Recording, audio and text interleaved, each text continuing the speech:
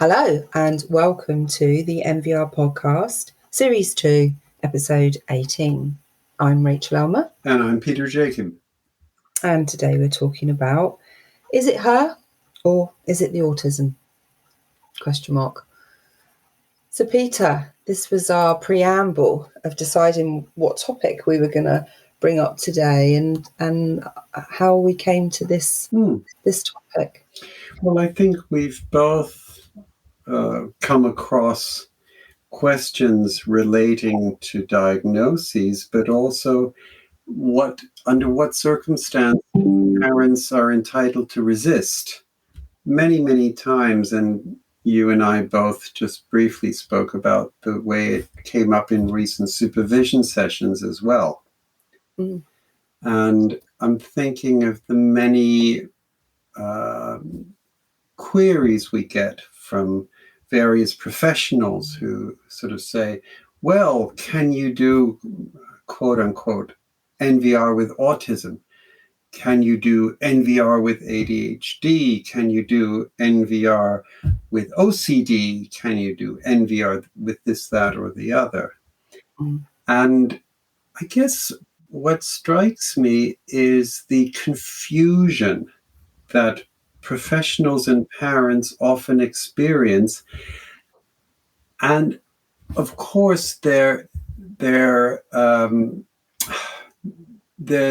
dilemmas they experience when they feel that because of a certain condition, perhaps neurodiversity of their child or something of that nature, they might be harming their child.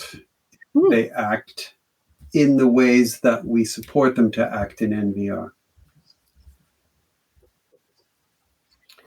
And I recall going on some training run by the National Autistic Society and was really curious about the guidance they were giving parents around managing patterns of escalation. And the whole of the 2-day training was really focusing on de-escalation. Mm-hmm. That was the key concept, the key technique, that allowed parents to really practice with their young person who's escalating, who has a condition of ASD. And it was not very different from NVR. In fact, I think NVR, for my opinion, of course it would be, that NVR was far more helpful than just de-escalating because of the multiple ways in which we enable parents to increase their parental agency. But yeah, so the common theme is de-escalation. So that is what in NVR we have in common with many different approaches. But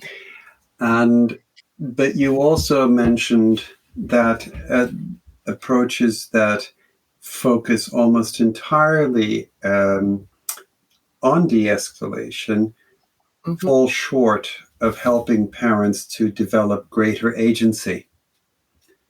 And I'm wondering what's at the back of your mind saying that. Yeah, I think that I've worked with enough parents over the years that there tends to be a theme in parents' understanding and belief that NVR won't work with their young person or their child or their adult child, particularly when there is a diagnosis of ASD or FASD, fetal alcohol syndrome disorder. And that common theme in parents and caregivers that, nothing will support, no intervention will support their child or adult child at any cost. And when we begin to explore the techniques and concepts of NVR, the response from the parent and caregivers would be, well, we can't do that. He has FASD. It won't work. He won't understand the language. He won't understand the concepts. He won't get it. And my response is, but you'll get it. But you'll get it. Well, and it's really interesting because it does portray a focus on changing the child's behavior rather than a focus on the parents making adjustments to their own behavior or to their own responses so that there can be a change in the relationship. So I think that we go from a much more relational perspective in NVR. And I mean, coming back to the title of today's podcast, there's sort of this question that parents sometimes ask, is what my daughter is doing, is it her, or is it the autism? Of course, that is a question that cannot be answered because the girl is not entirely defined by being autistic. Yet she is autistic. You cannot separate. And I was sort of thinking of conversations with colleagues about, their clients feeling reluctant to protect themselves, for example, from abuse by their teenage child, say, who is on the autism spectrum, thinking, well, maybe I can't do anything because that's the autism that is making her somehow react in this way. But then the same clients worry, well, what if this child, what if my son, he's now 14, what if he's 16 and has a girlfriend and he treats her in the same abusive way? The girlfriend will not necessarily think, oh, well, he's got autism, I've got to cope with it. Or she may think he's got autism and I got to cope with it. And then what will ensue is a more and more damaging situation in which he becomes more and more controlling. So it's a very difficult, and it's a real dilemma for parents. But what strikes me is at such a point of confusion, the inhibition that parents feel from protecting themselves, maybe even protecting the siblings of this young person from, be it verbal abuse, physical abuse, whatever, as if they were somehow being unfair. And as if holding the child accountable was somehow unfair. And I remember speaking with some parents saying, you're not holding the child accountable for their past deeds. You're holding them responsible for what they do from now going forward. And each time you protect yourselves, you hold them responsible. Which brings me back to a session I had yesterday with a family and whose young person has a diagnosis of ADHD, and we were talking about ways to communicate for him to take charge of his own actions, for him to take charge of his own self-control, for him to take charge of his own responsibilities. And the father stopped and said, I really like that way that we've just described it, rather than us taking charge of him. Yeah. And that lovely balance that they are now moving into, the position of him becoming older and them taking a step back, but still showing vigilant care, still reconciling and connecting with him, still being his parents, but actually taking that next stage of his development that he's beginning to do things on his own. And of course, if as a parent, I put that responsibility across to my child, to my adolescent child or younger child or even adult child, there is a leap of faith, isn't there? Because I need to believe that their capacity to regulate themselves, their capacity to manage the situation in spite of a disability is potentially greater than I've seen it to be. Yeah. So in a sense, I need to trust in their potential. And I think that runs counter to a disablest narrative in which I think they just can't. They're incapable.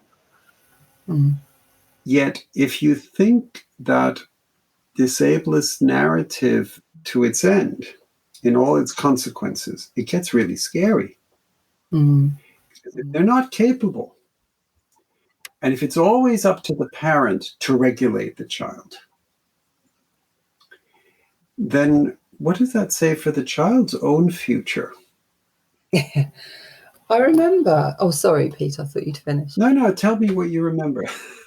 I remember training many years ago, and a professional participant came up to me. So I've really loved this training, foundation training. And then she described, she's a mother of an adopted daughter. And she said, this is landing so well for me. And this is the message I've been giving my daughter. You know, yes, she has early year trauma and attachment issues. And my message to her is, but you know what? When you grow up to become an adult, you will not be finding a job that only employ adopted children. Mm-hmm. You will need to go into society equipped with the skills. So the school provides support in children's learning, which is vital and crucial for children to thrive and learn and be educated. Then the parents also provide that ability that the child believes in themselves, that they can then progress into adulthood with an opportunity to get employment or training or some kind of experience. And I really liked that parent's attitude about giving a message to her daughter that she can do this, that she can pull through, that actually you're not going to get an employment agency that only employ adopted young people. And I found that reassuring. Yeah. So in a way, that parent went beyond an either-or way of thinking. Either she cannot or she can. They may have made reasonable adjustments and accommodated her to some degree and in certain ways because of what she may have experienced, because of high, levels of early childhood adversity or whatever. Yet there is also an understanding that the child needs to be able to manage life in that world out there, outside of the family. And I think there's something about where I resist problematic behavior of the child, I also communicate to the child a belief that they are able. Maybe in ways that we haven't seen much before. But it's not just a leap of faith on the part of the parent, but I think it is an expression of a belief of the child's ability to change.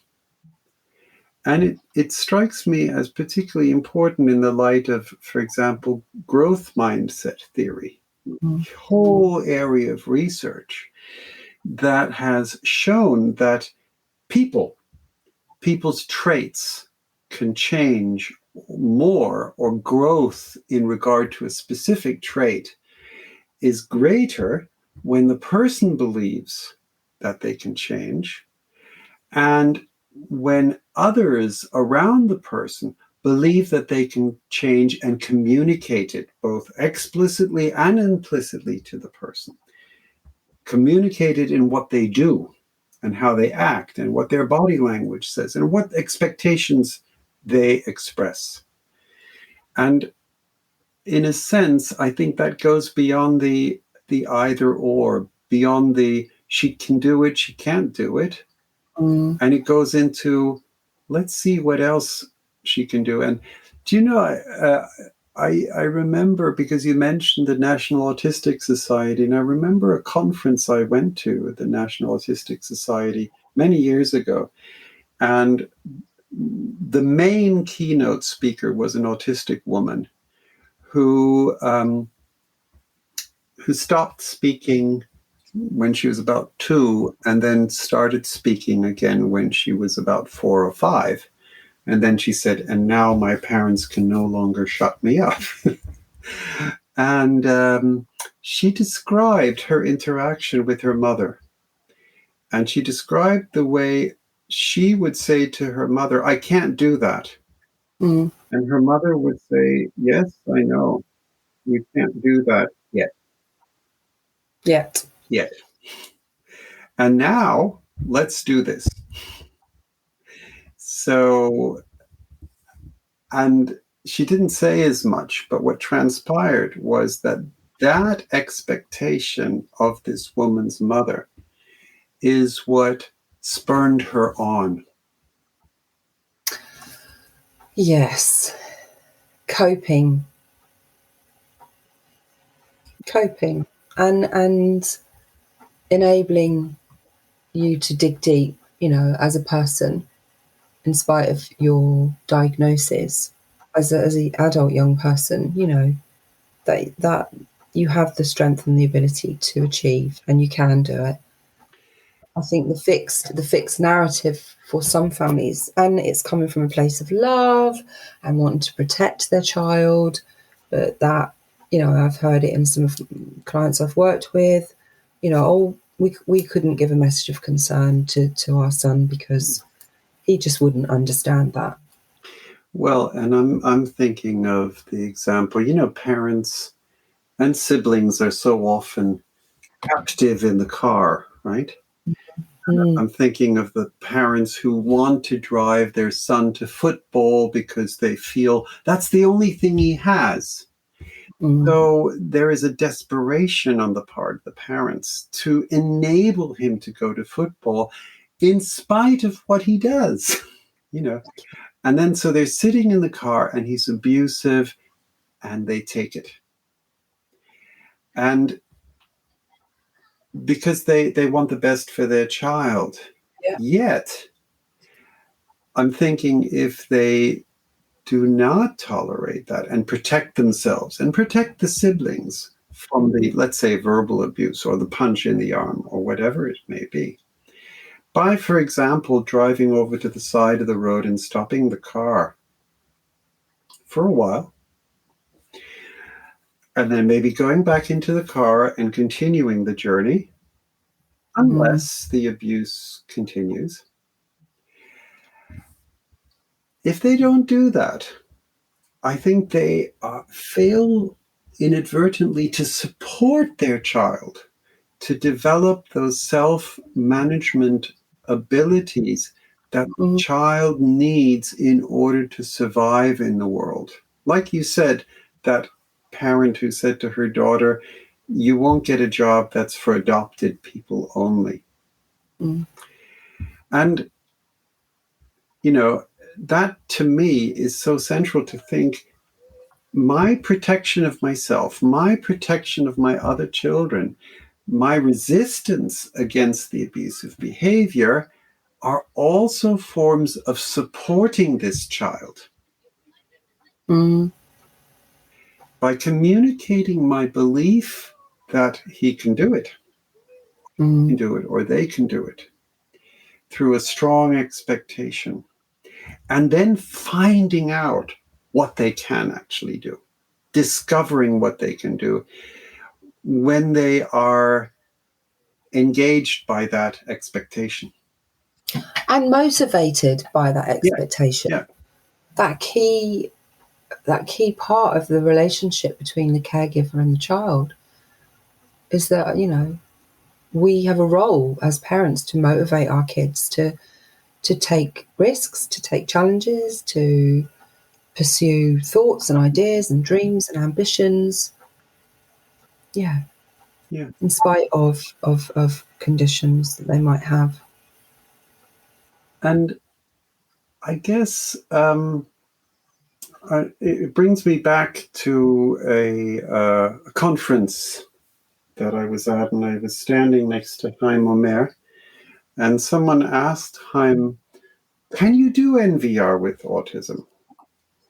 And Chaim said, when a child has a disability, wouldn't you want to support them even more? So he framed NVR, the kinds of responses that we coach parents in showing. He framed those responses as a form of support of the disabled child, something the disabled child needs. Yeah. I really like that. That message. And I think for me, this podcast has brought about some real clarity, which is interesting because that was our last podcast. The NVR helps parents to protect themselves and to protect their other family from the harm in that relationship. And that's such a lovely way to view the approach. Yeah. I think in the early stages of a new parent learning NVR, understanding NVR, positioning themselves within that framework, that actually it helps you to protect yourself. Yeah. It helps you to protect yourself. It's such a lovely message. Mm-hmm. And it does loads of other things too. Good. I think you've summarized it very, very well. Yeah. Summarized it beautifully. That was a lovely brief podcast, Peter. Thank you. Lovely. Okay. It's goodbye from me. And from me.